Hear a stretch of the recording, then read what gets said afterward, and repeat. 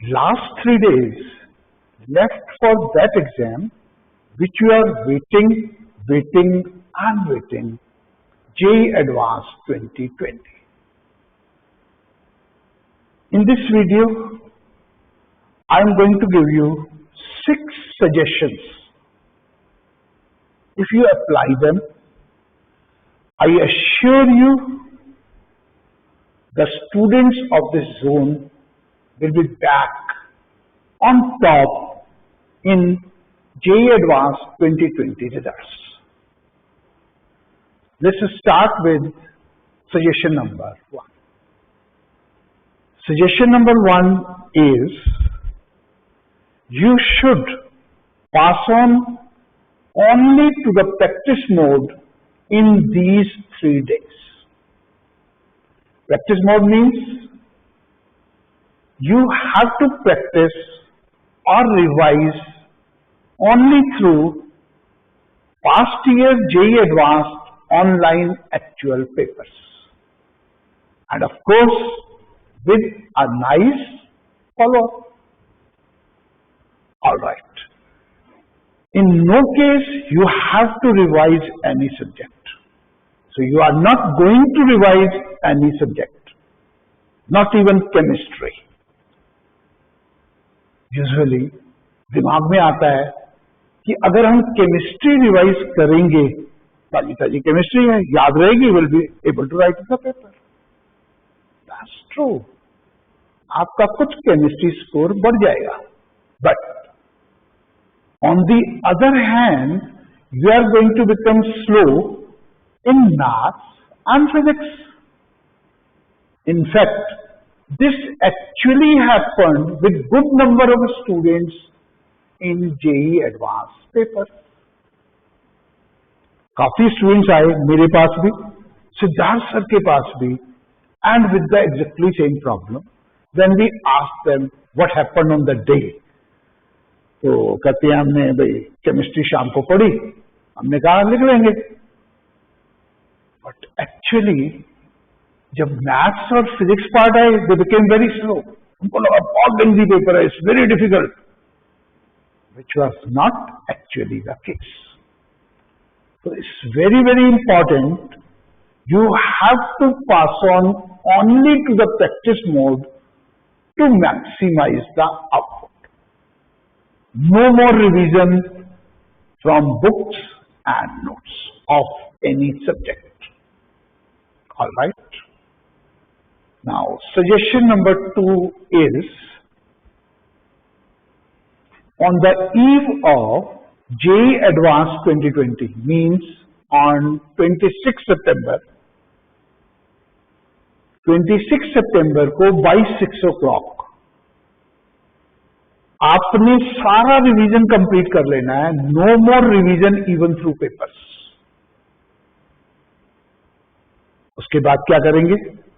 सबसे पहले after 6 o'clock just अपनी एम को एक बार सोच लो. Just think about your M.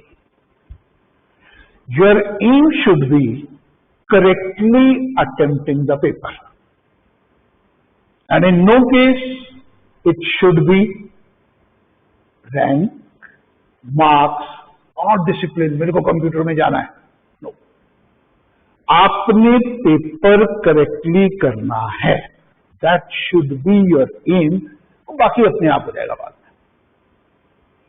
In fact old Indian philosophy, कर्म किए जा फल की इच्छा मत करे इंसान, जैसे कर्म करेगा वैसे फल देगा भगवान.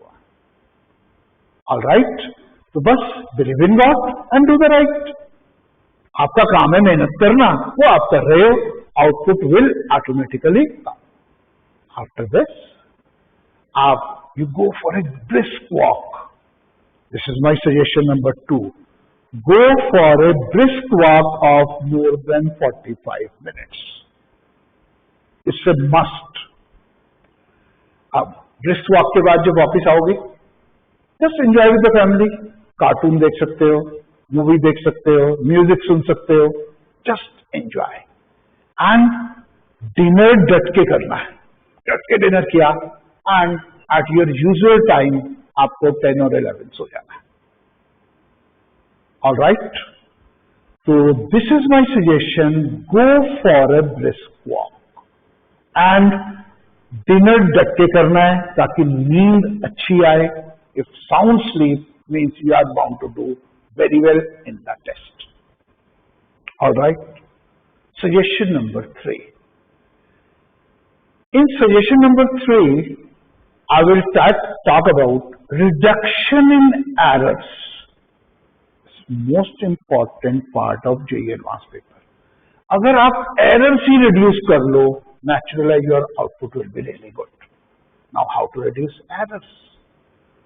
First thing, near about 20 minutes आपको first paper से पहले पढ़ना चाहिए.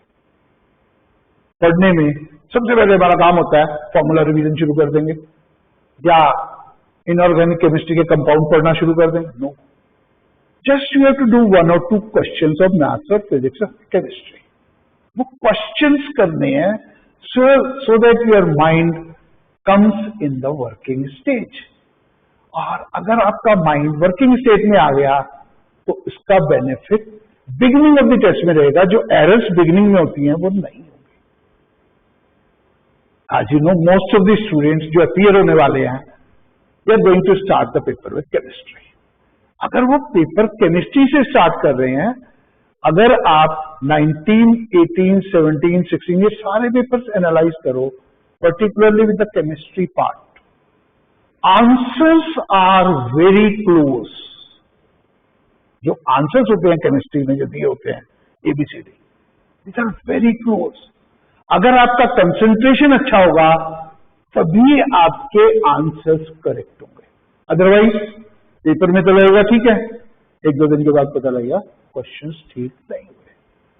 तो सबसे इंपॉर्टेंट चीज रहेगी concentration in the beginning.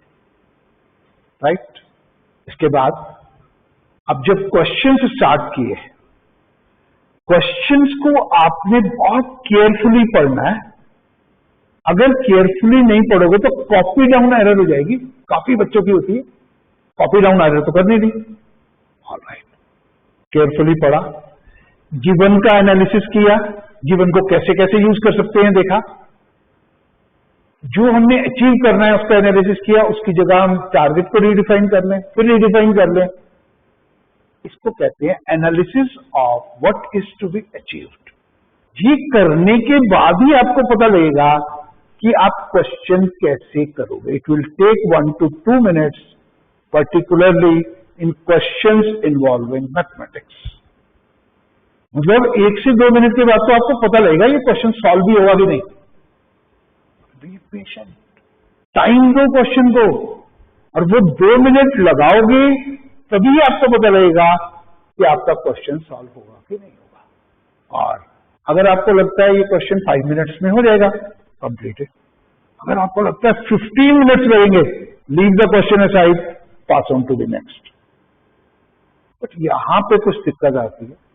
Some of the students में थिंक 2 मिनट लगे हैं, थोड़े और लगा लूं. नहीं, अगर आपने 15 मिनट लगा दिए, your paper is over. So my suggestion is leave the question aside, pass on to the next question.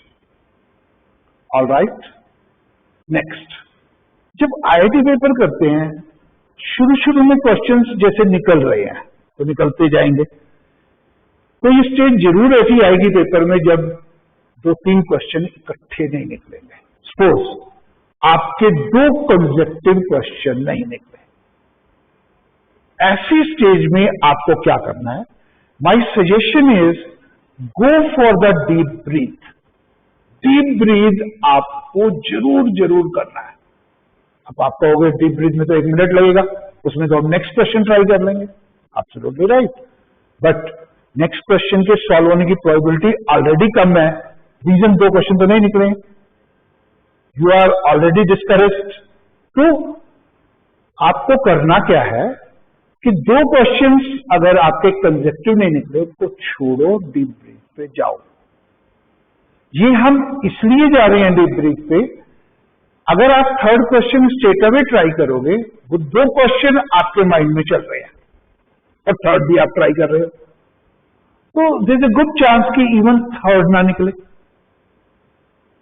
और थर्ड नहीं निकला, अब 3 नहीं निकले, फिर ट्राई कर रहे हो, this is very good chance कि फोर्थ भी ना निकले। अगर ऐसा हुआ, you will be under tremendous pressure in the paper, और वंस प्रेशर बिल्डअप हुआ, paper is over. So deep breath is a must. My suggestion is for deep breathe after you are unable to attempt 2 consecutive questions. All right? And वैसे near about 1 month back मैंने एक video upload किया था critical thinking पे, और उसमें clearly discuss किया था how to solve a good level question, means JEE advance type question. तो आप उस वीडियो को देख लो एक बार, आपको पता लग जाएगा विदाउट एरर हम गुड लेवल क्वेश्चंस को कैसे अटेम्प्ट करते हैं। Alright, this is my suggestion number 3। तो first suggestion is practice mode में जाना है। Second suggestion is brisk walk जरूर करनी है on the eve of JEE advance paper. And the third is regarding how to reduce error in JEE Advanced paper. All right. Now I'm coming to the fourth suggestion. अब जब आपको paper मिलेगा, सबसे पहले आप उसमें क्या करोगे? इंस्ट्रक्शंस पढ़ोगे। Instructions plays a very important role in particularly JEE Advanced paper. क्यों? There may be questions with no negative marking. There may be questions with 25% negative, 33% negative, 40% negative, 50% negative, and so on. So decision making plays an important role. The fourth suggestion is decision ठीक से लेना है, means no negative marking है, attempt all. If there is 25% negative and 4 choices are there, तो इसमें कोई ज्यादा डरने की बात नहीं है। अगर आपको if there is some doubt in the solution, तब भी आप अटेम्प्ट कर सकते हो। But once there is 33% negative, you have to be careful. If you are almost sure, only then you are going to attempt that question.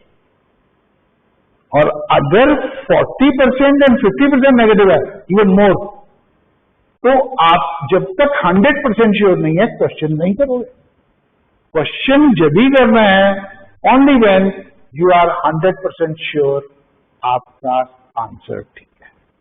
तो this is decision making in the beginning of the paper itself. All right, इसके बाद एक जगह और भी decision making आती है beginning में, ऑर्डरिंग ऑफ द सब्जेक्ट्स, जिसकी मैंने पहले भी बात की है। If you are just average, और अगर गुड है तो फिर तो अच्छी बात है इन केमिस्ट्री, तो attempt chemistry as the first subject. इसका एक बेसिक बेनिफिट होता है कि आप अंडर प्रेशर नहीं रहोगे, अंडर टाइम प्रेशर नहीं रहोगे पूरे पेपर में, नेचुरल उसका बेनिफिट होगा। तो if your chemistry is just average, even then start with chemistry as a first subject. But अगर केमिस्ट्री ज्यादा खराब है तो आप देख सकते हो, अगर आपकी फिजिक्स अच्छी है, you can start your paper with physics. Alright, तो कोशिश करनी है केमिस्ट्री से स्टार्ट करने की। अगर नहीं मिल रही और फिजिक्स अच्छी है, you can start the paper with physics. Alright, अब एक और चीज का ध्यान रखना है। सेकेंड इज जो थर्ड आवर होता है टेस्ट का, 3 आवर्स टेस्ट है, थर्ड आवर में नेचुरल है थकावट होती है, और जेईई एडवांस पेपर में तो जरूर होती है, मॉक टेस्ट में नहीं होती, पेपर में होगी थकावट, होगी तो you can't keep maths as a third subject. तो you have to be careful कि आपको maths as a second subject attempt करना है। जैसे केमिस्ट्री करी, फिर मैथ्स किया, फिर फिजिक्स। और अगर फिजिक्स से स्टार्ट करना है, फिजिक्स करें, तो मैथ किया, फिर केमिस्ट्री। ऑलराइट, ये ऑर्डर आपको डिसाइड करना है, किसी और से पूछ के नहीं, अपनी एबिलिटीज के हिसाब से। You have to decide which order is going to be best for you. आपने जनवरी में पेपर दिया होगा, आपने अभी पेपर दिया। अगर जनवरी में आउटपुट ज्यादा था, देखो ऑर्डरिंग क्या रखी। अगर अभी आउटपुट ज्यादा है तो देखो ऑर्डरिंग क्या रखी। तो you have to learn from that and decide कि कौन सा सब्जेक्ट पहले करना है, कौन सा बाद में। बस यहां पे एक फाइनल सजेशन है। सपोज आपने ऑर्डरिंग चुनी, फिजिक्स, मैथ्स, केमिस्ट्री, पूरे केमिस्ट्री या केमिस्ट्री को पीछे था। अब आपने फिजिक्स से स्टार्ट किया, आपकी फिजिक्स बहुत ज्यादा अच्छी है, और इस बार जो आया फिजिक्स का पेपर, चुने हुए डिफिकल्ट क्वेश्चन, आपके 4 या 5 पहली ट्रायल के क्वेश्चन ही नहीं हुए। अगर आपकी फिजिक्स बहुत अच्छी भी है, तब भी आप फिजिक्स को छोड़ो, pass on to the other. क्यों? You have lost just 15 minutes, 2 hours 45 minutes पड़े हुए हैं, चेंज द सब्जेक्ट। तो वहां पे डिसीजन मेकिंग चेंज भी कर सकते हो, इसकी काफी जरूरत पड़ती है। अगर नहीं चेंज करोगे, पूरा पेपर भी खराब हो सकता है। तो माई 4th suggestion is regarding decision making. तो जो नेगेटिव मार्किंग होती है उसके हिसाब से भी, ऑर्डरिंग ऑफ सब्जेक्ट्स के हिसाब से। I am now coming to suggestion number 5। अब जैसे फर्स्ट पेपर आपने दे दिया, फर्स्ट पेपर के बाद बाहर निकले, हाँ भाई तेरा कैसे हुआ, फोन कर रहे हैं, पूछ रहे हैं, मेरा ये गलत है, ठीक है, नहीं। आपको पेपर के बाद किसी से भी कोई बात नहीं करनी, जस्ट रिलैक्स रहो। और थोड़ी देर के बाद you can have something, food भी चाहिए, एनर्जी चाहिए बॉडी में, क्योंकि काफी एनर्जी कंज्यूम कर ली पेपर 1 ने। फूड लिया, फिर रिलैक्स करो, एंड एंड में 15 to 20 मिनट्स शवासन में जरूर जाना है। अगर आप बॉडी को शवासन में ले गए, बिल्कुल बॉडी रिलैक्स हो जाएगी, और जब बॉडी रिलैक्स होगी तभी पेपर 2 अच्छा होगा। बट एंड मोमेंट तक नहीं करना, फिर 10 मिनट्स एक बार फिर से आपको रिचार्ज करना है, फिर कोई क्वेश्चन करना है, उस क्वेश्चन के थ्रू आपका माइंड वर्किंग स्टेज में आया। अब पेपर 2 के लिए फिर वही का वही जो पेपर 1 के लिए आपने किया, same process. We don't know, paper 1 जैसा भी हो सकता है पेपर 2, बिल्कुल अपोजिट भी हो सकता है। अगर उसमें मैथ्स इजी था पेपर 1 में, तो मैथ्स डिफिकल्ट हो सकता है पेपर 2 में, एंड सो ऑन। ऐसे ही फिजिक्स पेपर 1 में आसान थी, फिजिक्स पेपर 2 में डिफिकल्ट हो सकती है। तो conditions can change drastically. Paper 2 को इंडिपेंडेंट ऑफ पेपर 1 करना है, उसका इफेक्ट नहीं आने देना।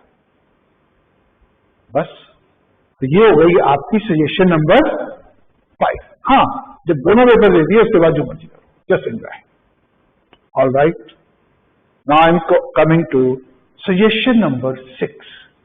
It's only for those who feel they are not well prepared for JEE Advanced। मैंने पेपर दिए, इतनी मेहनत की थी, JEE मेंस ही बहुत अच्छा नहीं हुआ, परसेंटाइल 96 पे पहुंच गया, नो प्रॉब्लम एट ऑल। 96 या 95 है, यू हैव क्वालिफाइड। IIT वाले कहते हैं कि भाई 90 से ऊपर परसेंटाइल वाले क्वालिफाई कर रहे हैं JEE एडवांस के लिए। How you can doubt your ability? आपको एक चांस मिला है, you must appear in JEE advance 2020। सिर्फ अपीयर नहीं करना, पूरे दिल से अपीयर करना है। इनफैक्ट मैं एक कहूंगा, एक एक्स्ट्रा बेनिफिट है आपको। जिन्होंने तो एम ही बनाया हुआ है मैंने JEE एडवांस के हिसाब से जाना है, उनको दिमाग में रहेगा मेरे को परफॉर्म करना ही करना है। आप तो इंडिपेंडेंटली जा रहे हो, तो is no pressure at all. आपने तो सोचा हुआ है मेरी प्रिपरेशन अच्छी नहीं है, ठीक है, एक बार जस्ट जाओ एंड एंजॉय द पेपर। आपको लाइफ टाइम में ऐसे पेपर्स नहीं मिलेंगे, तो आपको पेपर जरूर एंजॉय करना है। Alright, suggestion number 6।